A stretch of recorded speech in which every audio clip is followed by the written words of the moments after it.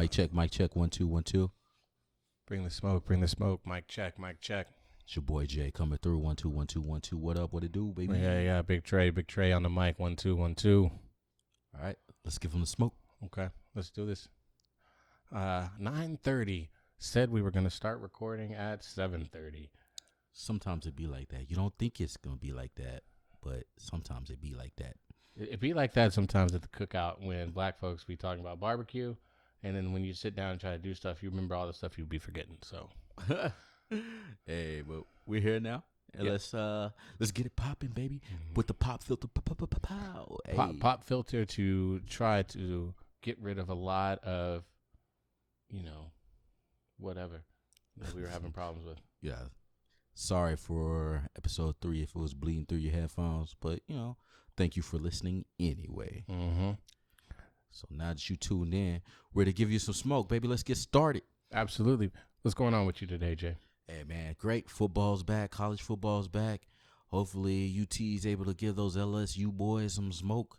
I think we were watching halftime. We had just scored, and I think we're still in this game. And we'll know by the time we end this podcast where we stand. Hoping we get a W, man. I want a W for this game really bad. So everybody in Austin wants that W, unless you're from Louisiana. If that's the case, then just go back where you came from. No, I'm kidding. But see, I'm torn though because both of my parents are they are born and raised in Louisiana. Oh, so wow! I got roots on both states, man. Yeah, I got family over there in East Texas, and you know how that goes sometimes. Like right there on that Texas-Louisiana border, you get some of that flavor. Well, the only flavor I really care about coming from there is that Cajun flavor. Mm-hmm. You got me doing gumbo, etouffee. Yeah, got me doing one of those catfish and grits. What's that movie? Yeah, French fries, French taters. Yeah, what's that movie called? With old dude that was with Angelina Jolie for a little bit. Oh, Sling Blade. Yeah, that's the one. Billy Bob Thornton. Billy Bob Thornton. Mm-hmm. Yes. All right, man. So, this past couple months actually has been, we had the XXL freestyle with all those newbies showing up to give us a little taste of what they got. And some of those flows were good, and some of those flows were trash. Yeah, just to kind of take it back from a few weeks back with the XXL freestyle, there's been a resurgence of lyricism in this freshman class. Not at the level that we would like to see, but there is a resurgence from the Kodak, Lil Uzi Vert, and 21 Savage freestyle. However, Meg Thee Stallion, the Baby, YBN Cordae, Lil Mosley. Trash with big exclamation marks at the end of that.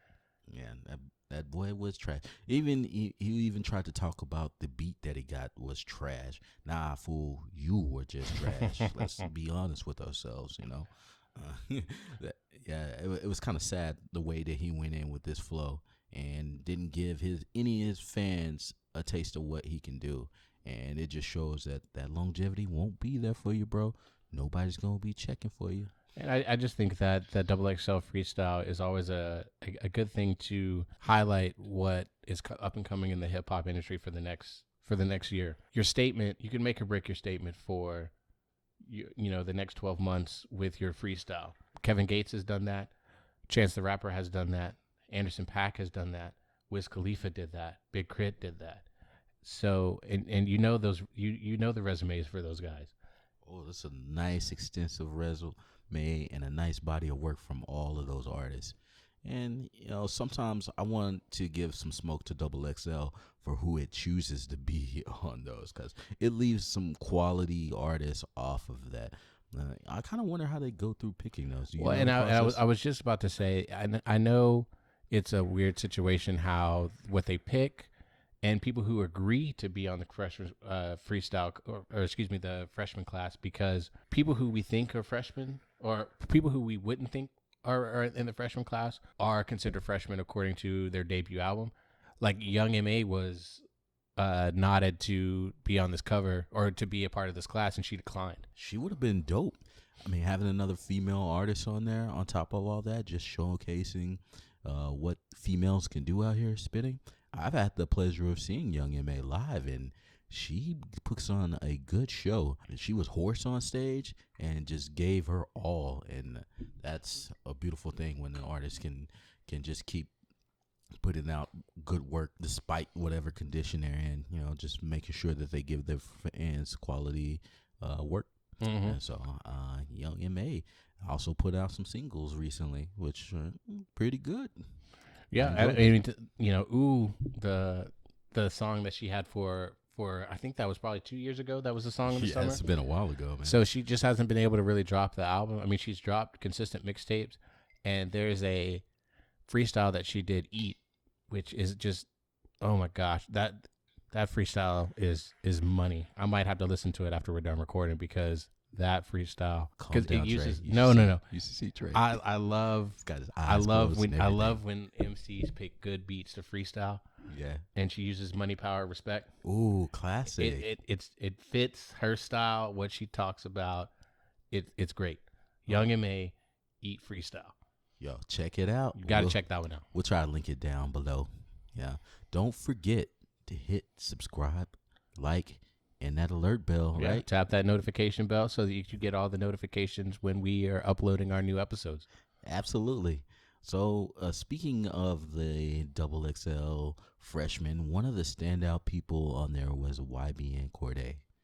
YBN Cordae. Well, before we get there, let's just give them the rundown real quick of our favorite freestyles, because I want to talk about YBN, but I also want to be able to take some time to talk about the project and a few of the MCs that are on the the freshman class. Meg the Stallion, which we've had her project. Mm-hmm. You know, it's going to be, you know, maybe the top 20 projects for the year. Yeah, for the year. I would say so, The yeah. Baby on Baby. Oh man, another project dropping from him soon. I think we might get some work from him. He said this month, I want to say. Okay. So that's gonna be really dope. I'll be looking for that because the album was amazing. Great gym album, by the way, too. Yeah. Do you think top 25 albums of the year? Top 20? Oh, absolutely, absolutely. No hesitation on that. It's got playability, repeat playability. So Well, you had Blueface. He dropped an album. Wasn't nothing memorable. I still think that he's finding himself with these projects. It's not his debut album, so he's still with the mixtape gang. But his freestyle wasn't as bad as he did okay. He did okay, yeah. He wasn't the worst on there. I would say, of course, Mosley was the worst on there, but somebody who was part of that Double XL freestyle group or freshman group was Gunna. He didn't even spit anything.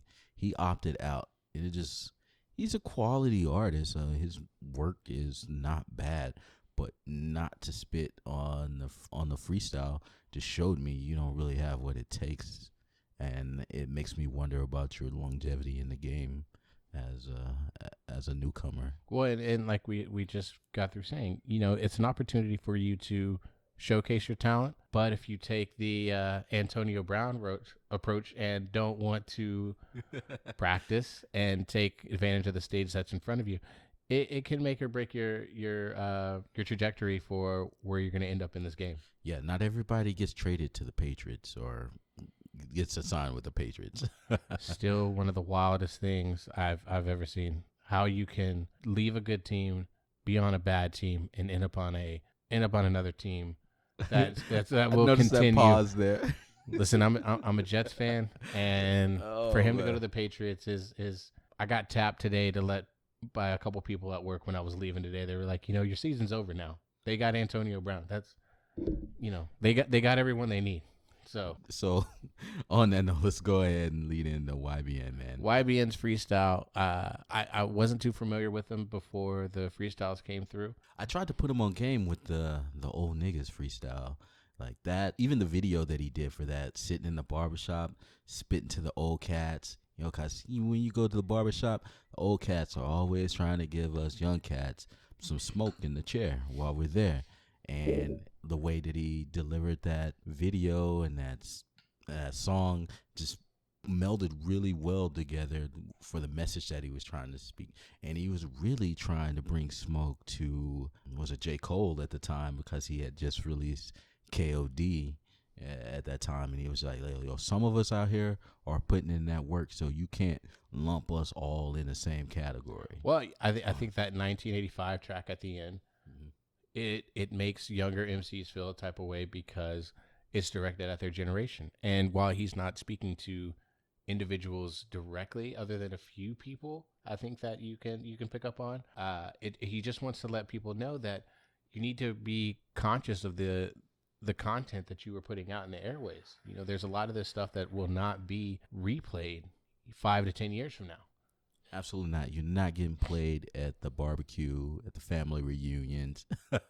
That's where you get your longevity. You know, summertime. Will Smith constantly getting played. That's a there. cookout song. Yeah, it's a cookout. Today song. was a good day by Ice Cube. That's a cookout song. Yeah.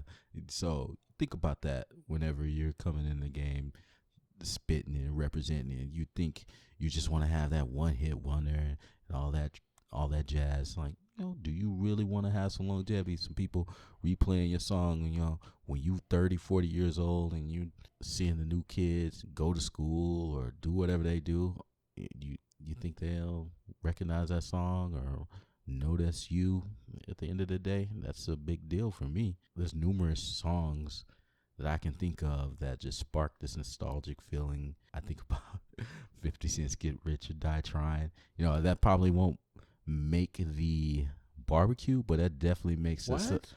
It definitely makes this celebratory. PIMP is a cookout song. PIMP is a cookout song. Oh, okay. I guess what 21 Questions is a cookout song. Okay, 21. I'll give you 21 Questions. In the club though, when it's your birthday or whatever, and you're celebrating some stuff, that's getting jammed. Yeah, absolutely. So speaking about the project, called Lost Boys. By the way. Lost Boys. What I've come to recognize about myself over the years is I'm a fan of old souls. J. Cole, old soul. Old soul, yes, definitely. Kendrick Lamar, he's an old soul who's very groundbreaking. I think he pays homage to classic California, whether it be rioting music or funk. Oh yeah, that classic California funk. Yeah. So YBN, he's with some of the artists that he's collabed with. Anderson .Paak, who we know, I feel is Marvin Gaye, Al Green, and Otis Redding kind all of balled up into one. Yeah, I mean his voice, man. He's born too late. Yeah, and he's just musically talented. Like, can play the drums and rap at the same time. Mm-hmm. That's amazing and very hard to do. It's very hard to just talk and play the drums. As somebody that's been practicing the drums, I can't even imagine. Like, I'm trying to keep the count and still have a conversation with someone, like my instructor or whatever. It's damn near impossible. Well, and Questlove used to do that in the earlier Roots projects with Organics and Do You Want More. He raps on those two albums, and those are really the only two albums in their entire catalog that he actually raps on. So if you want to hear Questlove rap, the Roots, Organics, and Do You Want More, which are both very, very good albums. That's but Questlove raps a little bit on there. Pass the Popcorn. I can't remember the other ones off the top of my head. But like I said, both of those projects are good from start to finish. You won't be disappointed checking those out anyway. Yeah, so shout out to YBN for being an old soul and adding those extra artists that match his. Speaking of YBN, do you think Chance's album is better than YBN's album? Whose album do you think is better out of those two? I think Chance will get more of the plays because of him having multiple projects out. Mm-hmm. YBN, and this is what I was going to say regarding him being an old soul. The subject matter on the album is just not something that's being talked about within the younger generation consistently, and so I think YBN had a very good project, but I think because this is his coming out party with this project, mm-hmm. it's not going to be able to be pushed out to the masses the way Best Day Ever came out. But I think it is a solid foundation for him to stand on. Oh, I think it is too. But you know how things we always talk about on this podcast, we consume so much music. And I think what stands out more more times than not is people who release versus the projects that release. Yeah. So when, on Friday, when you and I are looking at the albums that release for the week, Mm-hmm. the things that normally stand out, unless it's something we're looking for specifically, is, what dropped, but names grab our attention. Oh, Chance dropped today. Oh, Post Malone dropped today. Yeah. Oh, this. YBN Cordae, because of the lack of knowledge that I had, I wasn't Mm-hmm. checking for the album. I saw the freshman freestyle. I ended up getting it, or I ended up checking it out. The album rolled out around the same time I was checking out the album. It's a great project. Yeah. We can't say the same thing for Promethazine or Blueface. Yeah. So it was a 50-50 shot. Yeah, it's true. I think even from the titles that he has on his album, it really shows where he's coming from, and it lets you hear the hunger that he has as a young artist too. One of the tracks that he has on his album is called "Broke as Fuck." Mm-hmm. The dude used to work at a TGIF before in Baltimore, of all places, before he got on, and it's kind of interesting how he got on with YBN crew too. Like a lot of those cats met playing Grand Theft Auto, and they were already kind of forming that group. And I don't know if he was playing with them or not, and that's how they kind of met him. But he is an outlier in that group, and I think he's probably going to be the only one that has some longevity in the game from that group. Having a few of the artists within that clique have been incarcerated. I think so. Yeah, or legal trouble. Legal at trouble. least. Maybe not incarcerated, but they are going through the criminal system. Yeah, I mean, especially if you just hear their lyrics and what they're talking about. It's about a lot of thug stuff where they may or may not have done, and it's just unrelatable to the masses.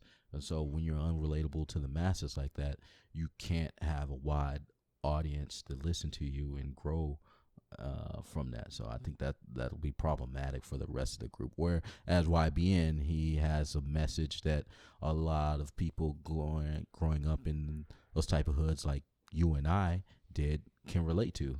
Well, I think he'll be the epitome of guilty by association because of who he associates with. Mm-hmm. And while those are his label mates, those are the people that he came into this industry with, there is a level of loyalty that has to be maintained within the group. And he's someone who has established himself with this project that he's very committed to his artistry. Yeah, absolutely. He knows his history too, the hip hop history.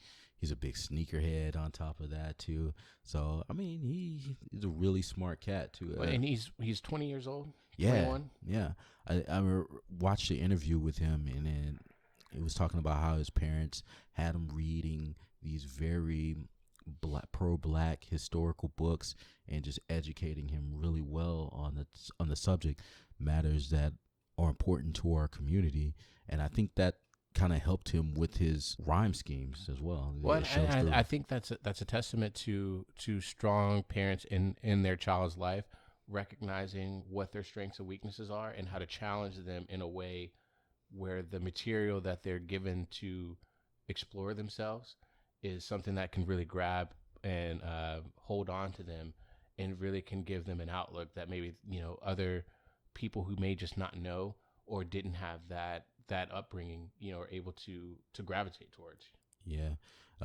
If he is what's coming from the youth, I feel like if more artists like this come out, the hip hop is in good hands. Mm-hmm. Yeah, and it's very pro-black, very pro African American. I would say I like to say African American instead of black, but yeah, and that really leads into the other album that we listened to that was really good, Jidenna's album, which is very pro-black, African American. Yeah, 85 to Africa. If you haven't had a chance to check that out yet, please check it out.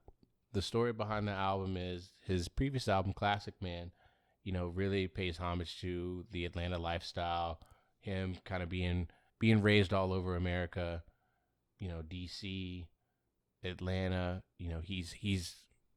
I can't think of where he's from originally. Yeah, I don't know off the top of my head, but I know the cat is very educated. Very educated. I think he's mentioned he's met Obama at an early age. I think he had the opportunity to go to one of the Ivy League schools and whatnot, and instead went the route of hip hop. Yeah. Yeah. He's someone from he got his start from one of my favorite artists who I still think is just look. Janelle Monáe has been in the game for quite a while. She's been in the game for about 10 years now, and she had probably the biggest splash into the game with her projects. Being kind of a character, and she really played that character very well within her projects. Jidenna came along at the right time, and they dropped the Ephus album, I believe, that had Classic Man originally is what it was released on, and that kind of introduced him to the world. And then of course the Classic Man remix with Kendrick Lamar, which at the time Damn came out, so it was another good splash for him to be exposed. But Classic Man was a great album. This album, from the Classic Man album, he was living in Atlanta. And from the Breakfast Club interview that I saw, I guess they were evicted from their house in Atlanta. Oh yeah. Because the person that they were leasing the house from didn't pay his mortgage. Was not paying the mortgage Yeah. with the money that the Jidenna's camp was paying. So they got raided. And once Jidenna came out and let him know, hey, we pay our rent. Not sure what he was doing with the rent. Yeah. But we will leave promptly off the property. Yeah, so they left the property and went to Africa. And he describes it as really a sign of the times, because this was around the time of the presidential election had just kind of wrapped up, and given the state of the country at that time, he decided that maybe working on an album in this country isn't necessarily the best idea for me at this moment, and that's when he decided to take this little hiatus to Africa for a little while. Yeah, he kind of after that album, he kind of disappeared, and I wondered what happened to him. And I see that now he was putting in work, doing his research, went to Africa. I think the time he was there too was around the time whenever the first slave ships left. Yeah, we are currently celebrating, or being revisiting that it has been 400 years since slavery has been brought over to this country. Yeah, and I think he went to Ghana and all those other countries in Africa, I think West Africa, and really connected with his roots, and you can hear it in the production that he used. There's a lot of Afro beats used in this album that are amazing. Not a lot of samples, right? Well, actually, so one of the largest African influences that are on this album is Fela Kuti, which, if you're not familiar with him, he was a jazz musician, a Afrobeat musician. He was also a nudist, which is an interesting tidbit. Yo, let it hang loose. Yeah, but he is, if you haven't checked out Fela Kuti, that is someone dope. You will recognize a lot of hip hop samples just by listening to his project. He's up there with Miles Davis with the lengthy album, with the lengthy tracks. But there's just so much funk. There's so much energy coming from that. The message is very Africa and the state of the culture back in those times, 60s and 70s, and you can hear those horns and stuff like that on this project. Oh, okay, that's amazing, man. I really like to visit the Savannah Lounge over on the east side in Austin, and you get a lot of that African funk flavor in there. So if you've never been there, I definitely recommend you checking that out. If you listen to this album and you really like that style of music and production, then go there and support those guys. The house band is amazing. They kind of just freestyle everything that they do, and the owner is always jamming there. And the drinks are good. They even serve you. There's a little cover charge, but there's food with the cover charge, so nice. You get some African food while you're there drinking and jamming out with these cats. And they bring in Afrobeat flavors from all over the world. I went probably about a month or two ago, and there was a band from Brazil, and it's one of the big marching bands from there that during Carnival, and I think they were one of the top bands there, and they were just performing there at Sahara Lounge, just jamming out with that Afro style beat. So that's another good place. I hope in the future we get more of that flavor in hip hop. I think it's an untapped little sound. Well, I think Common, tends to travel. He's kind of a world traveler when it comes to his musical taste.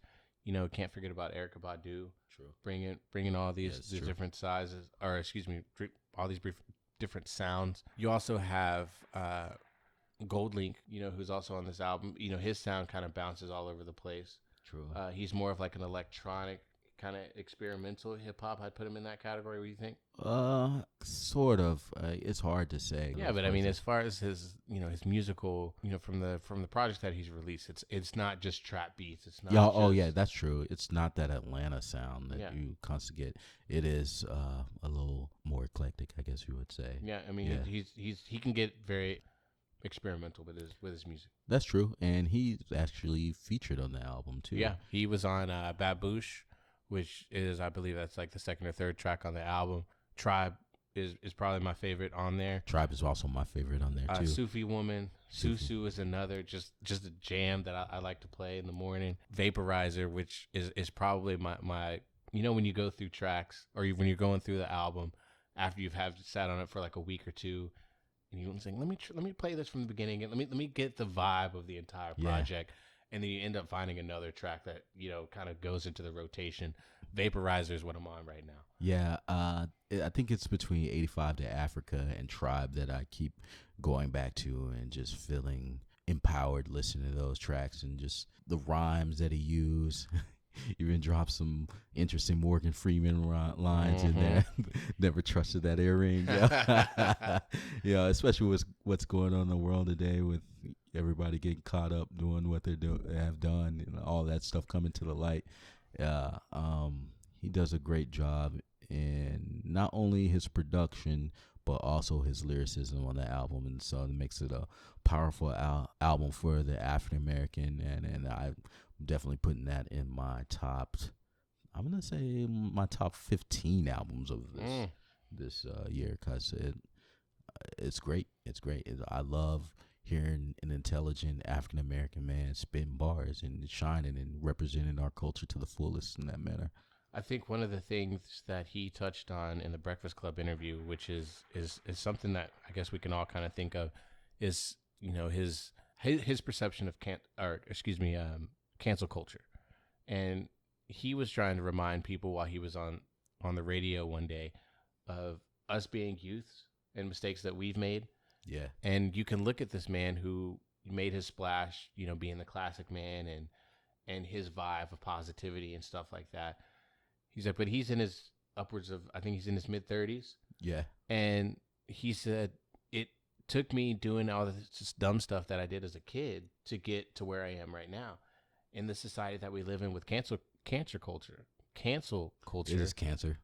So cancer culture. Relate he wouldn't one and the same. He wouldn't have been able to make his transformation into the man that he is today because he would have already been dismissed from the hip hop industry. Yeah, that's a very bold statement, man.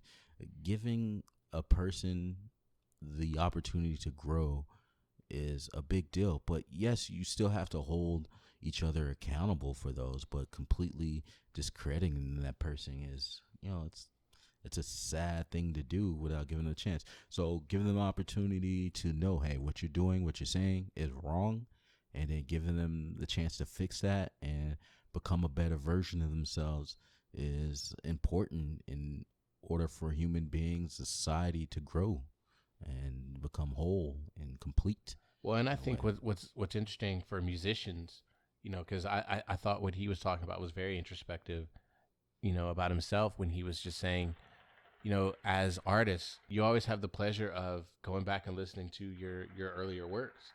And he had to have a hard conversation with himself about what he was making when he was older versus when he was at the age that he's currently at. And he had to really listen to himself when he was younger to really understand that this is not the man that he he sought out to be. He was just kind of rolling with trends, and that was just what people did at those times. But as we get older, we realize we don't have to go along with the times. We can be our path is our path. Yeah, he really didn't have the greatest of upbringings either. He clearly talked about during that Breakfast Club interview all the things that he saw and had to deal with growing up and how tough that was. I mean, that's hard for anybody to come out of the gates being a respectable person. The struggles him and his mother went through, seeing the things that he saw. Like I think there was probably a lady of the night that was in his neighborhood that he talks about quite often in the interview. Oh yeah, and he's from that he's from that dark culture, and he talks about it.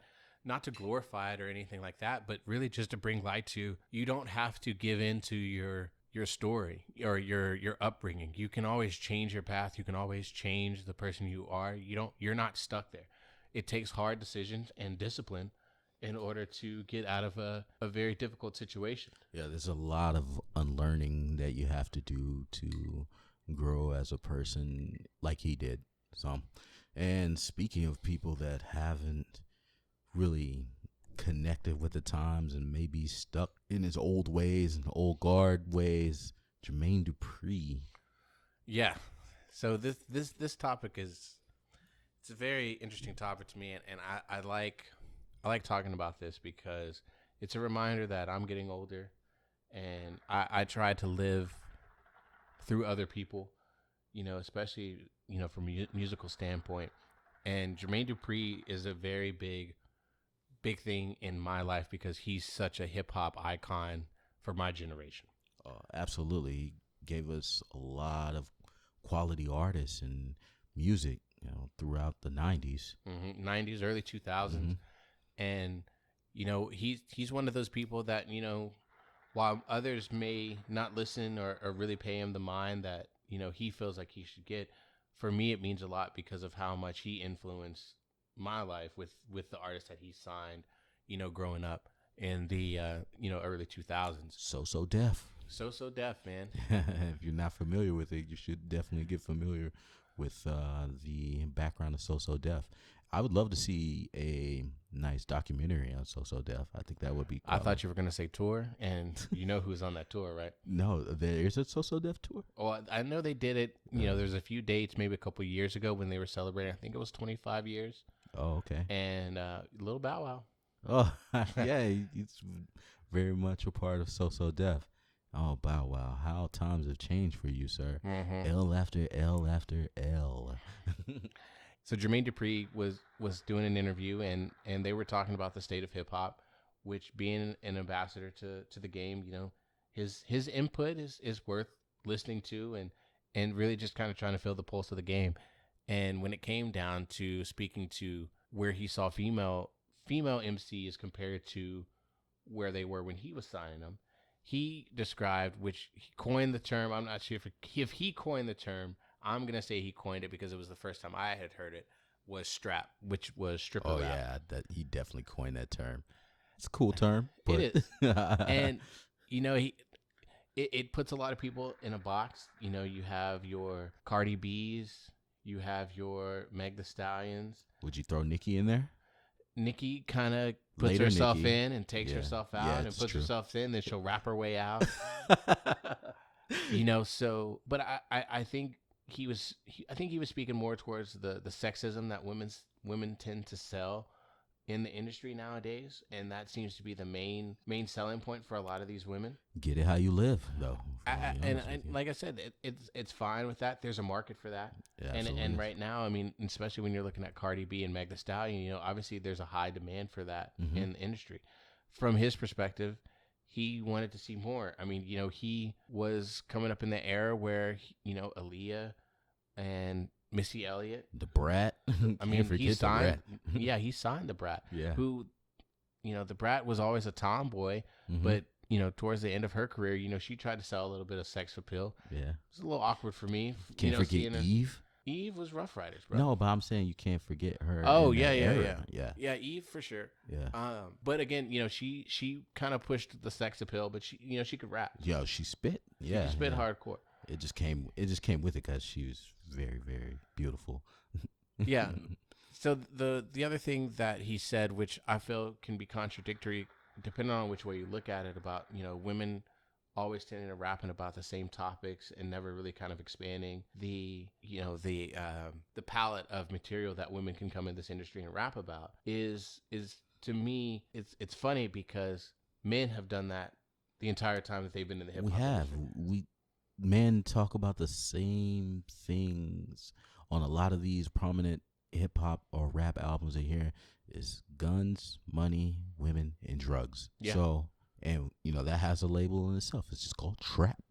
Yeah. And it's been a thing for the past decade and a half, I would say. That it's just been the subject in hip hop. Kind of sad. And within that, you have these artists that don't do that do spit pure lyrics and provide us with lyricism. And it sucks that he lumped all the female artists in a group that they didn't belong, without taking into account there are female artists out here that are putting out quality work. If you can loop the women in, I mean, we need to loop the men in, because I mean, this generation of mumble rappers, you could be all thrown in the same box that he's referring to. They're rapping about the same thing. They're not really pushing the culture any forward than what it already is. Yeah. And so the argument can be made about a good amount of the new age male rappers of this generation. I blame a lot of that on radio too, man. Radio pushes a lot of that stuff too. And they hardly ever push the positive rappers that are out there that are. Well, okay, but here's the thing about that too, though. So you have SoundCloud, you have a various other music streams that are essentially popular amongst the younger generation. And so for that generation, radio is kind of a dying industry. I mean, it's been a dying industry since the digital age of music. And radio has to do something. So when you have someone who can upload music on a website and it can reach the same amount of masses that radio can, and it's unedited, it can be shared a lot faster. You don't have to wait for it to come on the radio and stuff like that. It really changes how radio needs to respond. If it's popular on these particular websites and it's getting traction, radio has to play it to stay relevant in a generation where radio is not necessarily the primary source where people are getting their music from. True, but I would say, I guess the streaming services are also problematic in pushing the songs that don't provide enough positive messages too. You look at those top 40 playlists or those pre-built playlists, they have a bunch of the same kind of BS at the radio. Well, I mean, there's definitely agendas, whether the artist is label mates or their projects are coming out or they're going to be on tour with someone. There's always, you can always find out why things are the way they are in the radio industry, or excuse me, in the streaming playlist that you see, especially when it comes to Spotify, Pandora, and Google Play. Tidal's interesting to me. I've had Tidal for coming up on a year now, and Tidal's great. I like Tidal. I fought against it for the longest time because I refused to join the streaming service just so I could listen to Jay-Z. Yeah, and Beyonce. Don't forget Beyonce. Oh, absolutely. However, they do a very good job, especially with the mastered copies of the albums. Yeah. If you're very into high fidelity sound and stuff like that, it just sounds better. Is it that much better? Do you have to have the equipment to be able to enjoy it though? So like with my phone, it has a hi-fi DAC built in. So as long as I'm using a set of headphones that has a headphone jack, it sounds amazing. And it's night and day when you listen to the other streaming services. The thing is, you have to go out and purchase that type of equipment to be able to enjoy it. So you have to be a audiophile to really enjoy the service that it provides. So if you're not that type of person that listens to it, is the price that you pay for that service worth it? To me, it is. You're an audiophile, so. Oh, I mean, absolutely. I love the sound of music. I love consistent sound, because a lot of times, back when we were in the mixtape era, Southern Smoke, they, you artists were recording on different bit rates. Yeah. And you get a song on a mixtape that was very high quality, and then you almost get the next song and it's like, how do they master songs? I want to know about it, because how did the song before this sound so loud, and now this one, I love the instrumental, but it just doesn't hit like the song before. I've noticed that before too, like especially listening to Spotify, like the volume going up and down. Like, whoa, yo, this song was loud as hell, and the next song here, I'm like, I can't hear it. I have to pump it up. Even when I was like, damn, I can't turn up my system loud enough to be able to enjoy this song the way that I think it's meant to be enjoyed. So you might be right. You might be on to something. And one of the ladies that Jermaine Dupri forgot to mention even mentions that Jay-Z was trying to give us that, give us that with title. And her name is Rapsody. Yeah, and before we dive into this album, because this is a project that, if we were to call the contest for best albums at the end of the year right now, I would give it to her, because I would have no problem with that, to be honest with you. Yeah, because for everything that Jermaine Dupri said, Rhapsody basically addresses it in the album. Oh, right off the bat. Right. I mean, with Nina, with the first track. So it's funny that that the interview dropped when it did, because he needed to almost issue a retraction about, wait a minute, okay, not every woman is out here selling sex and the massage, or I don't know what the word is when women do it, but selling their version of sex in the industry as well. Mm-hmm. And this album is fantastic. And when we were recording our last episode, we wanted to talk about it so bad because the album had just come out, but there was just so much material to consume on the album.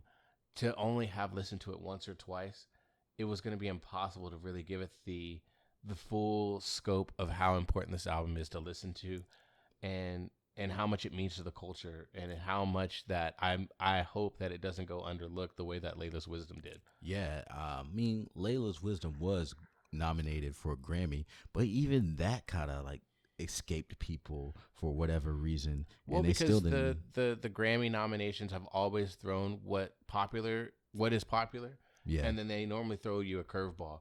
And to hip hop listeners like you and I, that wasn't a curveball. Yeah. It was just really an odd man out. Yeah. And considering that Damn, Kendrick Lamar's album, was in that category, which I believe it did win for best rap album, it gave Rhapsody the notoriety that she desperately was competing for.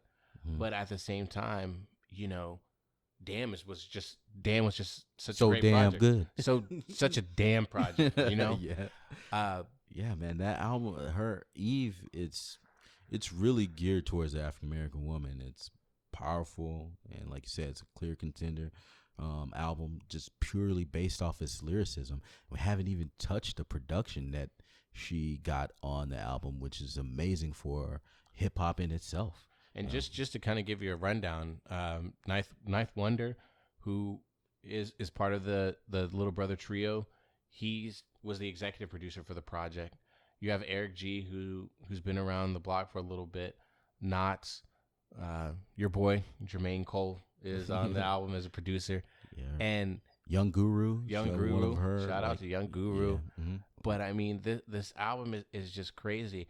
When you talk about lyrics, I was listening to it. There's an album that I have on my phone. I went to go see my dad a couple of days ago, and I had my whole library on shuffle. There's this band from Miami called Artificial, and they're kind of an artsy hip hop band. But one of the songs on the album is Word Bending. Okay. And I'm gonna check that out. You should check it out. Yeah. But the chorus is, it's not rapping, it's word bending, lyrical content for your nerve endings. Ooh. And that alone, I need that in my life. And I mean, it fits so much of how I want to describe this album. Mm-hmm. It really sticks to the ribs, really just has you thinking. It's food for your soul, really. Food, black soul food for the soul. Yeah. And it's such a good project. I can't speak enough about it. And because this is a woman MC rapping at this level that we really haven't seen before. Not that we haven't seen before. We just haven't seen it in so long. Yeah, it's been a while. And it's no disrespect to Cardi B's and Nicki Minaj has always been in the media and screaming about how we need to bow down and stuff like that. I would love to see Rapsody versus like Nicki Minaj in a rap beef. Oh yeah, because I need a female cipher with all of them. It would make her, because I believe Nicki Minaj is a very skilled writer, or excuse me, a skilled MC. Yeah. But given her platform and what she has, done with it, I think she's moved away from rap, and she's more of this pop icon who, it's like, she is the female version of Flo Rida to me. Ooh. At a higher level. Okay. At a higher level. I was like, wait, time out. But if you think about her samples that she uses, very, very reminiscent to the ear. Yeah. Works with top tier. She knows how to get on the radio, top 10. But, sometimes what's good about like Jay-Z, what's good about Nas is even though when they get that friendly radio play, yeah, you always know that they're going to say, no. I can still, the pen is still sharp. One of my favorite songs from Nicki Minaj is Monster. Like, she was featured on that kind. It's, at that time, a woman being on a track with some of the biggest beasts in the game, Jay-Z, Rick Ross, Kanye, and she held her own. She had, honestly, the best verse on that track. You got to see a little bit of her characters that she would bring out, and the way that she used them there was immaculate. Mm-hmm. And if I continually got that from Nicki Minaj, then she would easily be held as one of the greatest MCs. But we started getting that more poppy vibe from her, and granted, she was just getting her money at that point. I can't fault her for that, but I think she kind of forgot her core fan base mm-hmm. when she started doing that, and now I think she's feeling it. She recently announced a retirement and whatnot, but I don't want to take away going on that road from Nicki Minaj. It's really about Rapsody and what she brings to the game. And I think if Nicki leaves, then Rapsody easily fills those shoes. Oh yeah, she definitely slides in that spot. And just to kind of wrap up about the Nicki Minaj talk, I wasn't saying that to say that she was never a talented MC and she couldn't rap and things like that. But those mixtapes are killer. If you never listen to Nicki's absolutely. mixtapes, but it blow your mind. I feel like, night and day. And it's got to be difficult for female rappers to come to these crossroads. It's like, do I stay true to the art form, or do I grab the bag? She clearly grabbed the bag, and there's nothing wrong with that. Rapsody is bringing a project where she's like, you know what, the respect for the game is very important to me, and I feel like if I stay on this path, both will lead. Both things will happen for me. Yeah, I think even coming in the game, she still bigs up all those artists. She doesn't even diss those. I always hated this about hip hop and females. It seems like there was a Highlander rule. There could only be one at a time. In the 90s, we had Queen, Latifah, MC Light. Like, we had a bunch of female rappers at a time just spinning, and they were all getting along. But nowadays, it feels like one at a time. Like, there's only one. Enough room for one of them, and that sucks, man. Well, and I think I mentioned this before too. Yeah, on an podcast. You did, and I was, 90% agreed with you, and then I saw the MTV, I think it was the Video Music Awards that just aired, and they did a tribute to Missy Elliott. The reason why it was always one at a time is because Missy Elliott was on the top of that list for a long time. That's true. And it wasn't because, and here's the thing about Missy Elliott that we don't see in the industry anymore. She did songs like, Ladies Night. Mm-hmm. She did, where they redid, I forget the name of the song, like that, where it was Keisha Cole, Missy Elliott, and they redid Juicy. Oh yeah, okay. She always reached out to all the hot female artists in the game and wanted to get everyone in there. She was really trying. I believe she was the like producer for female rappers at that point. Yeah, where I think she produced the Moulin Rouge, where it was Lil' Kim, Pink, Maya, all of them. That was a powerful track. Yeah, so she was always trying to get women in the same room and to push the narrative that we do have some very talented women in the industry in hip hop, soul, and Pink's kind of everything. Yeah. But Rhapsody is someone who is obviously a child of all this mesh and stuff like that. But her focus is just really lyricism and hip hop to the core. Yeah. I really like the way that she used the track names in there to really big up all the powerful African American women and pay homage to them. Absolutely. This album was very much a homage to those that came before her, and whether it be in pop culture references or real women that exist today. You look at the track names: Nina, which is the first one; Cleo. We said, which Cleo, by the way, is a reference to the 1996 or 97 movie Set It Off, Queen Latifah's character. And then we have Michelle, we have Whoopi, we have Oprah. Like, you just go down the list, like all these big African American women that she's paying homage to. In the tracks. One thing that you and I were speaking about, pre-production, was the loss of, and not necessarily a loss of. There's different levels of wokeness. Absolutely. And so, it's one thing to listen to this album and say, I really feel like this is a dope album. I feel like she says a lot, but what makes hip hop great is the little nuances that she drops, little gems that it's not like she oversteps them, but just to see what people can pick up and what they can't. And, with Nina, what can you pick out for why she titled the song?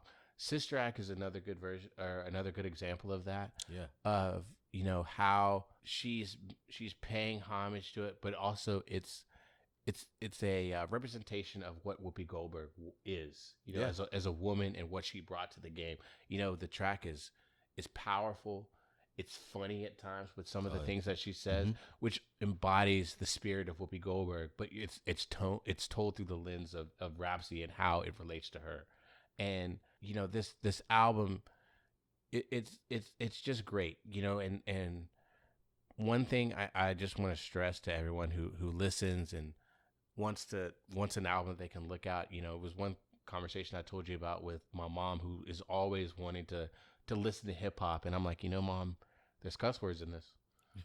There's gonna be words that you don't normally like to hear, but this is a very educated woman. It's poetry.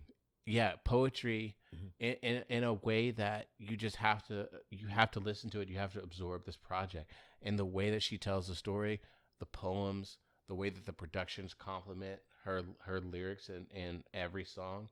You just really have to appreciate that this is a woman who wants to be not that she wants to be the greatest female MC. She wants to be up there with one of the greatest MCs, and she makes a solid campaign with this album that she just dropped. I love it because I can really tell with this album that she's more comfortable rapping and being the person that she is. It's like she's not competing with everyone else anymore. She's just competing with herself now and really showing love to herself in this album too. I think that's an important aspect of not only women but human beings and all together, like showing love to yourself. Like self-love is a big deal. And I shared one of the poems that was written by Raina Biddy throughout the album. You hear Raina, and with one of my best friend's mothers, and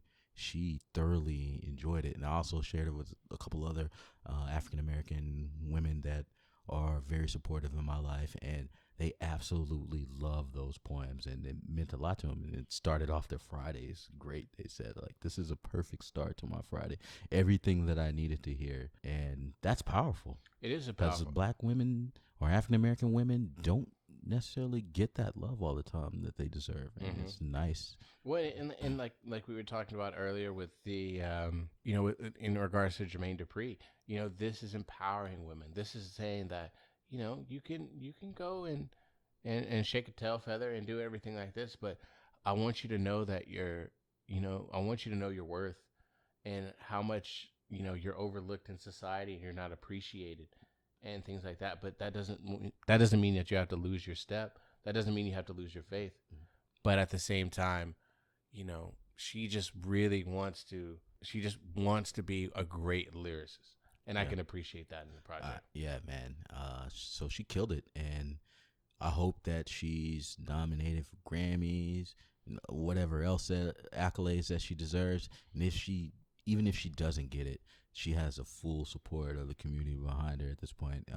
I know a lot of male MCs love her, love getting on tracks with her, want her on tracks, and that's very powerful in itself. So hopefully we get to hear more features from her too. Yeah, and speaking of features, one thing, you referenced the Cleo track, which is a reference to Queen Latifah's character.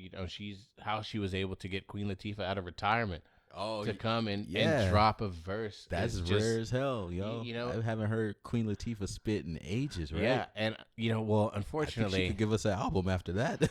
And it just, I would want to see that as a reminder to this generation that we used to have queens in our hip hop. And I'm not saying we didn't, but I'm talking about like queens, like women who, they sat on the throne, and when they got up to speak, they got the same recognition that the men did, and they commanded that. Oh, absolutely. And any dude trying to get on a track with them recognize that to the fullest. Yeah. And I think that's something that you and I have talked about in regards to Rapsody, about the male ego is tested when they invite Rapsody to come be on the track, or even vice versa. That a couple people have said, I went in the booth and I put my track down, and this little girl tried to come in there and tried to outstep me a little bit, and I did not appreciate that. Yeah. And so that's what I love about hip hop, the spirit of competition, but also men having to say, whoa, hold on now, like this is not going to be. This is not going to be Big Sean control. You're not just going to take over my songs now. And she's had legends throughout her work come on tracks with her. Black Thought, we said, Busta Rhymes, Fonte. Like, she had some legends. Well, and then it stayed with that same energy for this project, where you have Jizza from the Wu-Tang Clan, and you had D'Angelo, which I thought D'Angelo just kind of floats down from a cloud and just gets on whatever he wants. And this is another great opportunity that he was able to bless another track for. Yeah, it was kind of crazy. She asked to be in the studio while D'Angelo's working. D'Angelo's like, nah, I work solo, but I'm gonna grace you though, so don't worry. And that's for me, like, that's the type of things that I like about hip hop so much, is how people can use each other's tracks when it's all love, when it comes from a very welcoming. Let's talk about that track, the Liquid Swords track. Oh, I mean, so Jizza and the Liquid Swords, I mean, that is a classic album. Yes. And Cold World is probably one of my favorite tracks, next to the last song on the track, Bible, the basic instructions before leaving Earth. That is just such a dope track. Yeah. Oh my God. And so the whole thing about how, they were going through the samples, Cold World came up as something, and, being a student of the game and being, someone who is very in tune with, her history of hip hop, reached out to Jizza and said, hey, I'm making an album. I have this project. We want to use Cold World. I just wanted to get your permission and put the things in motion so that we can use your song to sample on my album. And him being a student of the game, absolutely, but more so a teacher. He's a sensei, man. Oh, come on, absolutely. Let's give it. Yes. So he was very interested with lyrics, very interested to see how that particular song would be sampled. Yeah, and ended up coming in and blessing the track again, and that's hip hop to me. That's the way it should be, man. And it was a nice verse too. Oh, it was man, a dope verse. And it had been a while, because he does kind of come out of the skies and bless tracks from time to time. But I think this project is it's what we needed this year. Yeah. where you have such a good project, but you're able to mesh the old with the new, and you're getting so much good quality old that it just continues to push the new forward. Yeah, you gotta, whenever you listen to this album, my advice to you when you listen to this album, it's like a buffet. You gotta pace yourself, man, when you listen to this, because there's so much content and lyricism coming at you. You have to maybe play a track 2 or 3 times to digest what she fully says. Well, on and some not of those. just, this goes back to the days where, CDs came with the little booklet and you could actually read along with the lyrics. For this is the reason why, so that you can really absorb what she's saying and really just kind of compare how it compares to the song titles. Because you and I were talking about this, about how there was a time in hip hop where artists were just naming songs after people, but the content didn't necessarily match the title track. Like what? Okay, all right. So, this is not the case for this album. You pick this up right away. You can, whether it be the sample, whether it be the subject matter, or whether it just be paying homage to someone and it being told through the lens. This album is such a great album. I'm very thankful that we got a classic album this year. Oh, me too, man. And the great thing about it all is year's not even over with yet, so there's still so much that I'm looking forward to coming down the pipeline. There's still the Blueface project coming down the line, man. I can't wait for your project to drop, man. Oh yeah, I'm really going to give you some offbeat lyricism that I'm gonna subvert your expectations. Look, if he wants to be the new age E40, man, let that man live. Yo, man, don't even mention E40 in the same vein as Blueface, right? I'm just saying E40 had to start somewhere, and he was very obscure when he came out. I think Blueface is more a Silk the Shocker. You remember how Silk the Shocker had that weird offbeat flow and just didn't really come together. But he was saying some cool ass stuff. But you're like, man, you try to nod your head to it and rap the lyrics like you want to be on beat, but he's just not. Classic example is the Make 'Em Say track, man. Yeah. I mean that just, it's a very good verse. But Jesus, there's more than one way to skin a cat. There's just more than one way to skin a cat. Yeah, I remember even being a kid cringing listening to that, and I even knew then. I was like, man, this is a weird way to rap. But Make him say, I'm gonna make him say, ah. I mean that. If anyone knows that song, you know that was Silk the Shocker's verse when you heard that, and you were like. This is before you could skip away. I believe hasn't slowed down and do something that is not going to do. Oh man! Come on. I mean, come on. I don't know. I might have to go to work tomorrow and hit them up with Silk the Shocker radio. Oh yeah, those young cats. That's going to be interesting how they respond to some Silk the Shocker. There's now that we're talking about him. I Miss My Homies. He's on that track too, and that verse is so offbeat. Ice cream, man. Yeah. Oh, ice cream, man. We might give those cats some old Master P. No. we could be up here and do a whole episode about Master P, aka Percy Miller's contribution to the hip hop industry, as well as a brief stint in the NBA. Oh, yo, he didn't he? Did he play with Carolina or no? Charlotte Hornets. Yeah. Okay. Oh, yeah. I just remember the jerseys. Yes, you're right. That was interesting. It was. I remember specifically watching those games just to see how he would play. And he was a talented basketball player. He was a better businessman and rapper than what he was on the court. Yeah. Trying to showcase. But I get it. Money can move mountains, man. And he moved his way into a CBA contract.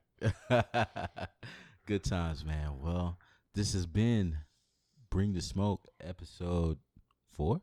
Oh, yeah. Oh, wow. We're getting up there, man. Keeping it rolling. I said 4 wrong. I should say 4. Episode number 4. Episode number 4. Yeah, baby. So we appreciate y'all listening. I hope that you got a wealth of information, and I really hope you check out Rapsody's Eve, because it's being a repeat for both Trey and I. Jidenna's album 85 to Africa. It's been amazing.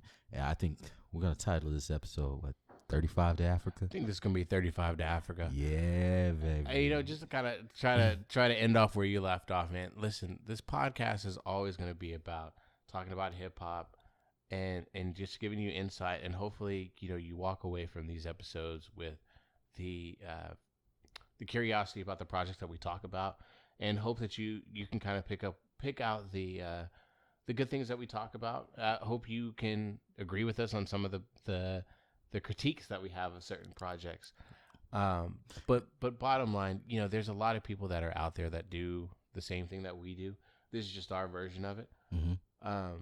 And like I said, we just really hope you're rocking with it. And we're gonna keep talking about hip hop. It's fun for Jay and I. It's just recorded, trying to see if this thing's gonna stick to the wall somewhere. Yeah, at the minimum, it's gonna give you something when you sit in that barber seat. Give you something to talk to your barber about. Yeah, this is definitely barbershop talk that I don't have to listen to my barber tell me, you know what, Trey, you just need to go ahead and grow up, man.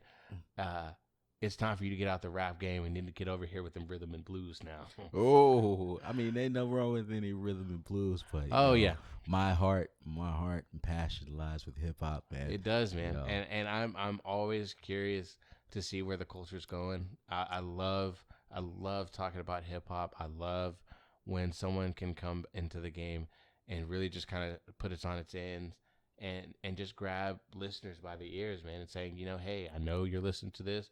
I'm going to let you listen to me for a little while. Yeah, man, I love when a project moves me. There's something about hearing different sounds sonically and then putting crazy, amazing lyricism to it with metaphors, similes, and just rhyme schemes that I would have never even thought of. Like, the other day I was listening to a feature that had Lil Wayne. I can't even remember the song, but Lil Wayne always has the craziest ass similes. Like he'll drop some gems, even though the song might be mostly trash. He'll say some things in there I'll just laugh my ass off about. I'm like, yo, that was dope. That was dope. And I hope in these projects that we're speaking about, there's a lot of that going on. It's not just every now and then. It's just bars on bars of that going on. And we want you to experience that and just get away from the everyday BS that you might hear on the regular. If you're at work and you need something to put you in a good mood, the albums that we're talking about will take you there for sure. Absolutely. You might have to take a moment to pause from what you're doing at work. Like, yo, I need to rewind that for a second. Give me a second. I'm gonna put this call on hold. Give me a second, and just go ahead and repeat that, replay it, and that's all that we hope for. That's all that I hope for, that you get out of this, and just kind of share that passion that we have for music in general. Yeah. Again, man, this is Trey and Jay, man, with the Bring the Smoke podcast, man. We're gonna talk to you guys real soon. Signing off, man. Peace. Love you. Peace.